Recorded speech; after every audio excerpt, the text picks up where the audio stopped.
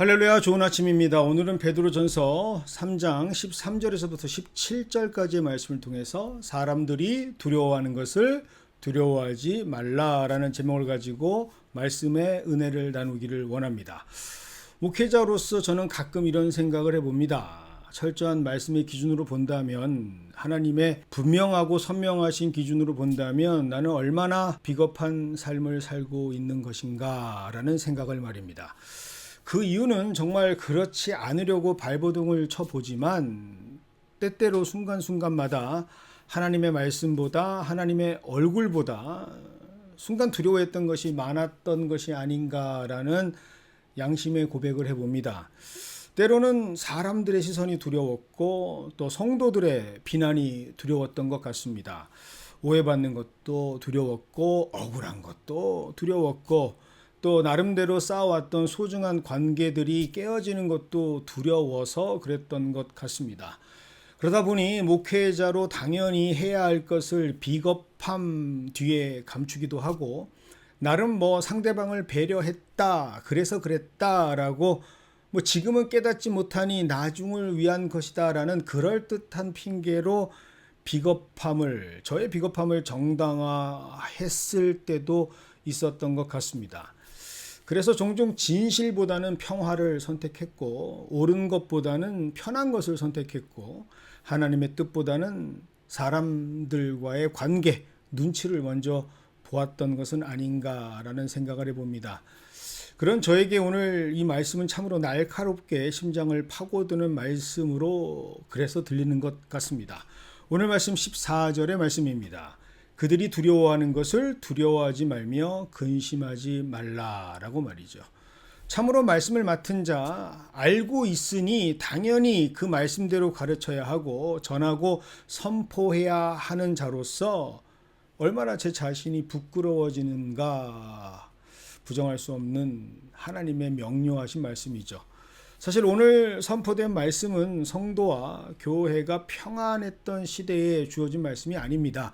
어쩌면 교회사에서 둘도 없을 너무나도 힘들었던 교회의 태동기에 가장 어려웠던 시기에 핍박을 받았던 시대에 주셨던 하나님의 말씀이죠.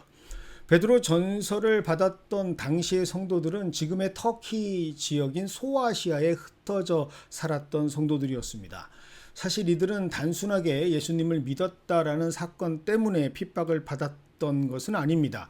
예수님을 구주로 믿었기 때문에 그들의 삶이 완전히 예수님의 말씀대로 성경의 가르침대로 살았던 완전히 다른 믿음의 삶을 살았기 때문에 당시 로마 제국의 사회 체계를 거부했고 일반적인 잣대로는 전혀 수용이 불가능했던 삶의 주인공들로 살 수밖에 없었기 때문에 그들은 그렇게 어려움을 당했던 것이죠.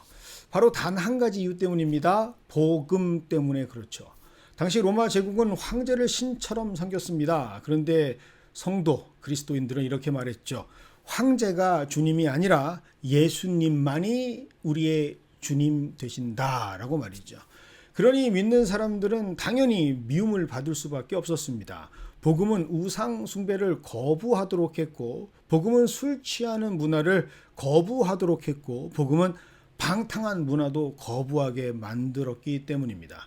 그래서 당시 일반적인 사람들에게 있어서 믿는 사람들, 저 예수쟁이들은 사회에 부적응한 사람들이다, 국가에 충성하지 않는 사람들이다, 이상한 종교인들이다 라는 손가락질을 받아야만 했습니다. 심지어 그들은 거룩한 식탁, 성찬식을 보고는 의도적으로 악한 소문을 만들고 퍼뜨리기 시작합니다. 저들은 사람의 살과 피를 먹는 집단이다, 상종 못할 집단이다 라는 말들을 퍼뜨립니다. 심지어 교회의 모든 자들은 당시에 신분 제도와 계급을 타파하고 형제와 자매라고 부르는 그들만의 호칭이 있었기 때문에 이러한 모습들도 그들은 보면서 저들은 이상한 집단이다, 근친상간, 난잡한 성적으로 퇴폐한 집단이다라는 오해까지 받아야만 했습니다. 그들이 왜 이런 취급을 받고 대우를 받아야만 했는가? 그들이 악한 일을 해서가 아닙니다. 이들은 지극히 선한 일, 하나님께서 원하시는 일과 주님의 말씀을 따르는 일을 하다가 세상으로부터 비난을 받고 욕을 먹었던 것뿐입니다. 그런데 점점 이런 상황이 계속 진행되다 보니 중간중간에 포기하는 사람들이 생겼던 것이죠.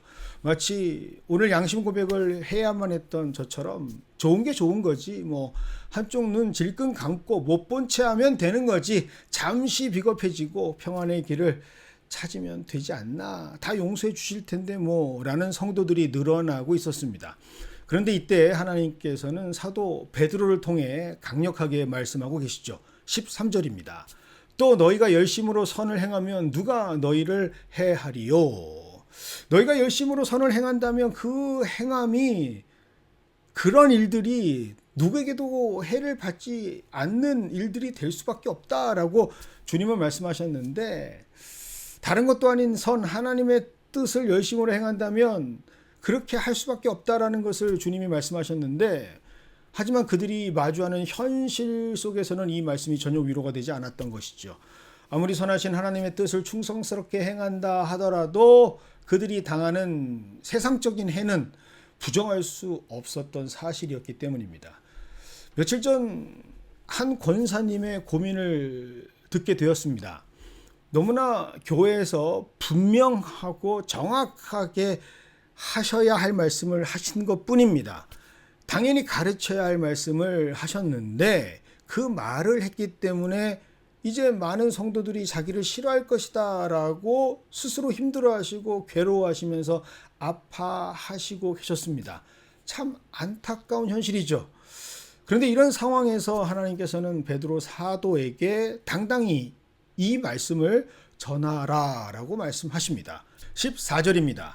그러나 의를 위하여 고난을 받으면 복 있는 자니 그들이 두려워하는 것을 두려워하지 말고 근심하지 말라라고 말씀하십니다.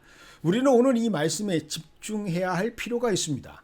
하나님은 고난이 없을 것이다 라고 말씀하시지 않습니다. 오히려 고난이 있을 것이다 라고 말씀하시죠. 그런데 그 뒤에 말씀이 아주 기가 막히는 말씀입니다. 그 고난받는 것이 바로 복된 것이다 라고 말씀하시죠. 고난받는 것이 오히려 건강하고 온전한 하나님의 말씀으로 살아가고 있다라는 것임을 증명하는 증거가 된다라고 말씀하십니다. 이것이 바로 복음의 신비입니다. 세상은 고난을 당할 때 잘못된 결과로, 과정으로 고난을 받는 것이다 라고 말하지만 하나님은 분명히 알고 계십니다. 그것이 나의 욕심 때문에 고난을 받는 것이 아니라면 말입니다. 그것이 나의 죄 때문에 고난을 받는 것이 아니라면 말입니다. 그것은 의로운 고난, 즉 하나님의 뜻을 위해 살다가 그 뜻대로 살다가 받는 고난은 우리에게는 훈장과 같은 복된 고난이다라고 말씀하십니다. 그래서 오늘 말씀 17절은 이렇게 선명하게 선포하고 있는 것이죠. 선을 행함으로 고난을 받는 것이 바로 하나님의 뜻이다 라고 말입니다. 오늘 우리가 이 말씀을 붙잡아야 할 것 같습니다. 세상은 늘 우리에게 이렇게 묻습니다. 뭘 그렇게까지 정직하게 살아? 적당히 하면 되잖아. 다 그렇게 하는데 너는 유별나? 너도 그렇게 하면 되잖아 라고 말이죠. 하지만 이때 분명한 하나님의 사람들은 선택을 하게 되죠. 하나님을 기쁘시게 할 것인가? 아니면 사람을 기쁘게 할 것인가? 예를 들어 직장에서 모두가 거짓 보고를 하는데 나만 정직하게 보고했다고 한번 생각해 보십시오. 그 선택으로 인해서 분명히 순간적으로든 관계적으로든 손해를 받게 될 겁니다. 오해를 받게 될 겁니다. 직접적으로는 승진이 늦어질 수도 있고 억울한 평가를 받을 수도 있겠죠. 저 사람은 믿을 만한 사람이 아니야, 우리를 언제라도 배신할 사람이야 라고 따돌림을 당할 수도 있을 겁니다. 그러나 가장 중요한 사실은 하나님께서는 그 정직함을 보고 잘했다 말씀하실 겁니다. 불법을 저지르고 세상과 동조하면서 세상 사람들이 다 그렇게 하니 나도 그렇습니다 라고 얼마든지 변명과 핑계가 될 수 있는 상황이죠. 하지만 진정한 하나님의 사람들은, 복음의 사람들은 그렇게 행동할 수가 없다라고 오늘 본문은 말씀하십니다. 16절입니다.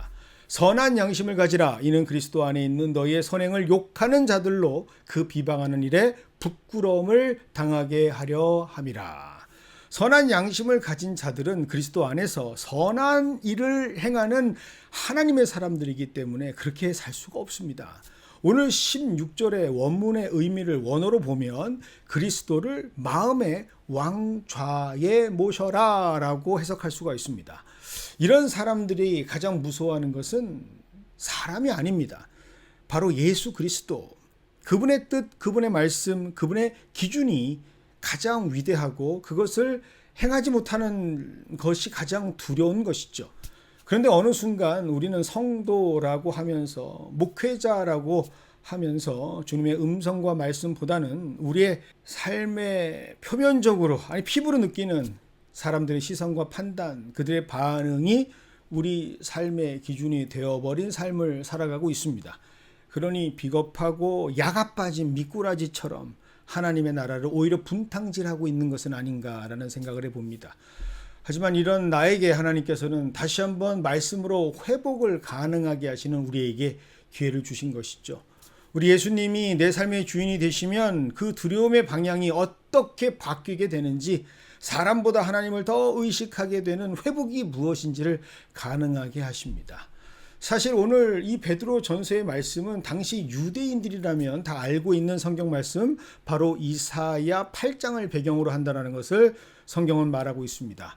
당시 유다는 강대국 아수르를 두려워하고 있었죠. 나라 전체가 공포에 휩싸였습니다. 그때 하나님께서는 말씀하십니다. 그들이 두려워하는 것을 두려워하지 말라라고 말이죠. 오직 누구만? 하나님만 두려워하라. 베드로는 그 말씀을 그대로 당시 교회와 성도들에게 선포하고 있는 겁니다. 로마를 두려워하지 마라. 세상을 두려워하지 마라. 예수님을 주로 삼아라 라고 말이죠. 하지만 이 얼마나 아이러니한 상황입니까?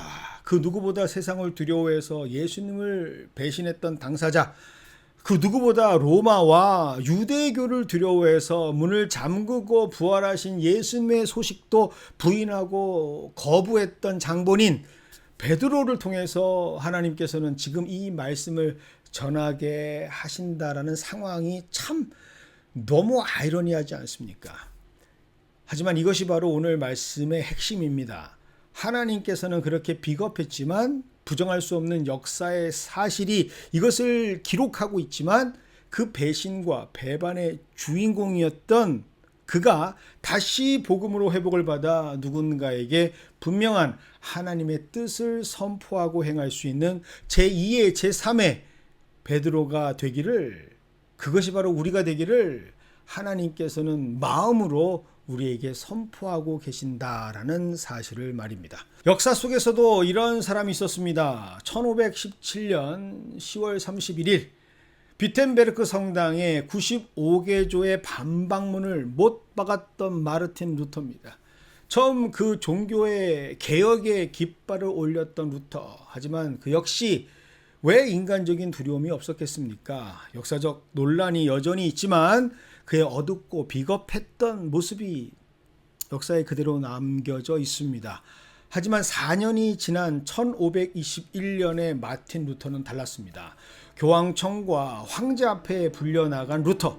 하지만 이때 제국의 권력과 종교의 권력 모두 앞에 서서 잘못했다, 주장한 모든 것을 철회하라 라고 하는 말 한마디만 한다면 모든 것이 없었던 일로 될 수 있었던 그들의 제안에 당당하게 그는 맞섭니다. 그리고 그는 이렇게 선포하죠. 나는 성경에 의해서 설득되지 않은 한 그 어떤 것도 철회할 수 없습니다 라고 말입니다. 그는 황제를 두려워하지 않았습니다. 그는 교황을 두려워하지 않았습니다. 그에게는 가장 두려우신 분, 그분은 바로 하나님 예수 그리스도 밖에 없었습니다. 오늘 베드로전서 3장의 정신이 바로 여기에 있습니다.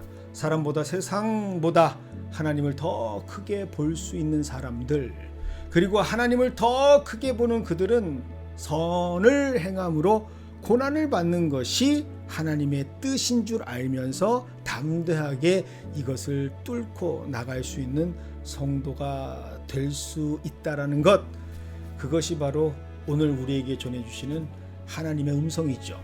예수님을 따라가는 길은 언제나 박수받는 길은 아닙니다. 때로는 오해를 받고 또 손해를 보기도 하고 외롭고 억울하기도 하죠. 그러나 기억하시기를 바랍니다. 하나님은 우리가 편하게 사는 인생보다 말씀에 충성되게 사는 사람, 하나님의 자녀가 되기를 원하고 계십니다. 사랑하는 연합의 성도 여러분, 그래서 오늘 이 말씀이 여러분들에게 소중하게 기억되기를 소망합니다. 그래서 세상이 두려워하는 것을 두려워하지 않는 우리가 되기를 원합니다. 사람들의 평가보다 하나님의 평가를 더 귀하게 여기시는 우리 모두가 되기를 원합니다.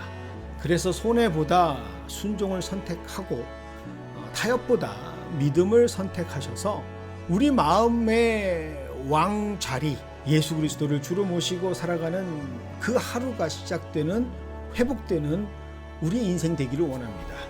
그 길이 때로는 좁은 길처럼 보일지라도 가장 복된 길이며 주님께서 기뻐하는 길이기 때문입니다.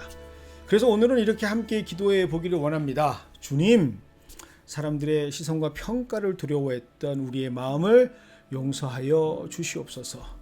세상이 두려워하는 것을 더 이상 두려워하지 않게 하시고 오직 예수 그리스도를 우리 마음의 왕으로 주인으로 모시게 하옵소서. 선을 행하다가 고난을 받을지라도 낙심하지 않게 하시고 우리의 삶을 통해 복음의 이유를 증거하는 거룩한 성도가 되게 하옵소서. 예수님의 이름으로 기도드리옵나이다. 아멘.